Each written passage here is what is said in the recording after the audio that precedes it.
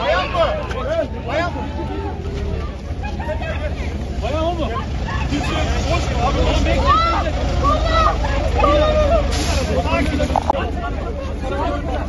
Al! Görüntüyle al!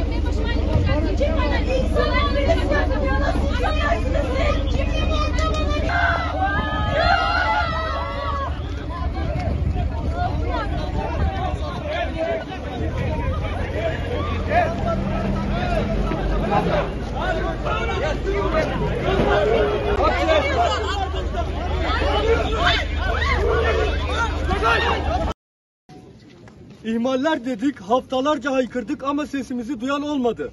Aksine duyuldu ama kulak asılmadı. Bu son yaşanan olay bizlere açıkça göstermiştir ki ihmaller has safha ve güvenli bir kampüs ne yazık ki yok. Eğitim konuşacağımız, gelecek konuşacağımız meskenimizde intiharlar, intihar süsü verilmiş cinayetler konuşuluyor. Kampüste silahın ne işi var? Kameralar neredeydi? Rojin için adalet eylemlerinde yüzlerce güvenlik ve polis bizi ablukaya alıp güvenliğiniz için buradayız dediklerinde dün neredeydiler? Dün neredeydiler? Öğrenciler dikkatli olmaları konusunda bir bildiri geçilmedi. Neden kameralardan izi takip edilip olay yaşanmadan bulunmadı? İntihar veya cinayet 100. yılın itibarı sarsılmıştır. Faili meçhul üniversite olarak halk ve kamuoyu arasında isimlendirilmiştir.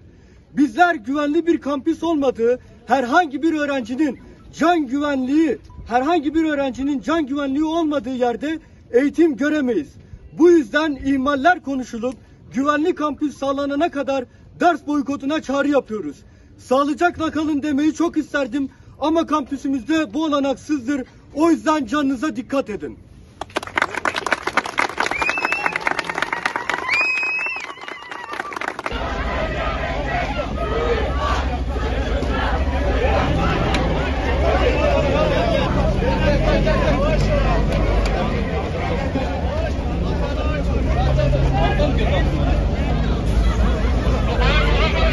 Gel.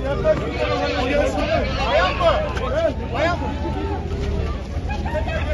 Bayan o mu? Hoş abi. Onu bekleyin.